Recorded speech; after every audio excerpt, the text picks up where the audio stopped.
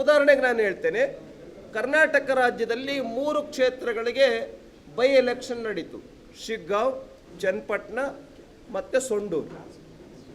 ಆ ಚುನಾವಣೆಗೆ ಇನ್ನೇನಿನ್ನು 3-4 ದಿನ ವೋಟಿಂಗ್ ಇದೆ ಅನ್ನೋದಕ್ಕಿಂತ ಮುಂಚೆ ಸುಮಾರು ಒಂದು 3-4 ತಿಂಗಳಿಂದ ಕೊಟ್ಟಿರದೇ ಇರತಕ್ಕಂಥ ಹಣವನ್ನು 2,000 ರೂಪಾಯಿ ಹಣವನ್ನು ನೀವು ಮಹಿಳೆಯರ ಅಕೌಂಟ್ಗೆ ಹಾಕಿದ್ರಿ.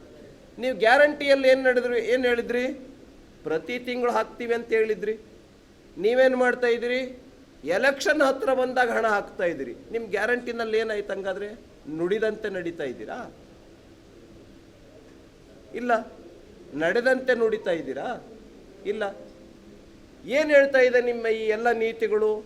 ಅಹಂಕಾರವನ್ನು ತೋರಿಸ್ತಾ ಇದೆ, ಸೊಕ್ಕನ್ನು ತೋರಿಸ್ತಾ ಇದೆ.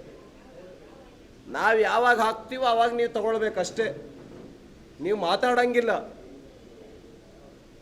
ನಾವು 138 140 ಜನ MLAಗಳಿದ್ದಾರೆ ನಮ್ಮ ಹತ್ರ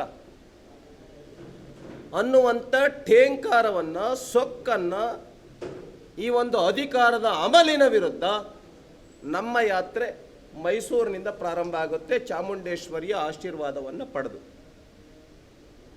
ಅದರ ತಯಾರಿ ಮೀಟಿಂಗನ್ನು ನಾವಿಲ್ಲಿ ಮಾಡೋಕ್ಕೆ ಬಂದಿದ್ದೀವಿ. ಭಾಳ ದೊಡ್ಡ ಸಂಖ್ಯೆಯಲ್ಲಿ ನಮ್ಮ ಮೈಸೂರು ಜಿಲ್ಲೆ, ಚಾಮರಾಜನಗರ ಜಿಲ್ಲೆಯ ಅವರು ಬಂದಿದ್ದರು.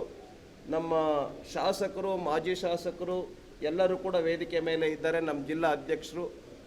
ಹಾಗಾಗಿ ಎಲ್ಲರ ಸಮ್ಮುಖದಲ್ಲಿ ನಾವು ತೀರ್ಮಾನ ಮಾಡಿದ್ದೇವೆ, ಒಂದು ಯಶಸ್ವಿ ಆರಂಭ, ಸರ್ಕಾರದ ಸೊಕ್ಕನ್ನು, ಅಹಂಕಾರವನ್ನು ಚಾಮುಂಡೇಶ್ವರಿ ತಾಯಿ ಮುರಿಬೇಕು ಅನ್ನುವಂಥ ಆಶೀರ್ವಾದವನ್ನು ಪಡೆದು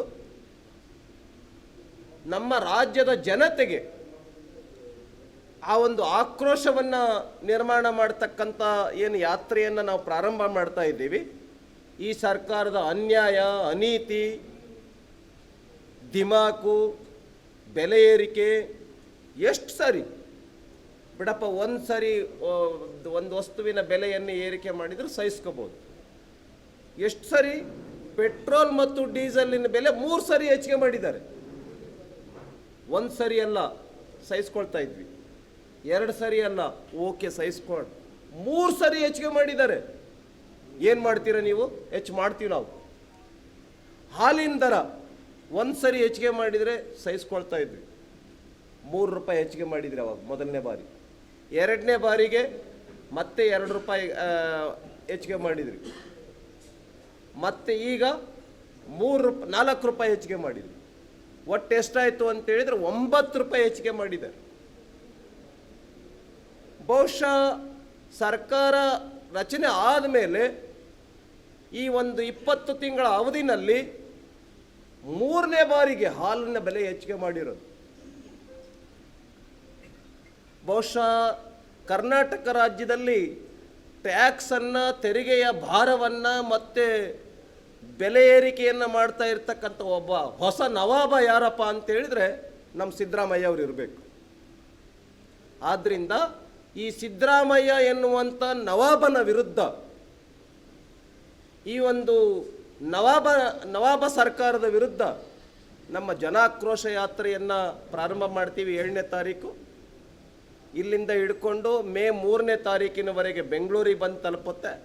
ಅವತ್ತೊಂದು ಅತ್ಯದ್ಭುತವಾಗಿರ್ತಕ್ಕಂಥ ಸಾರ್ವಜನಿಕ ಸಭೆಯನ್ನು ನಾವಲ್ಲಿ ಮಾಡೋರಿದ್ದೇವೆ.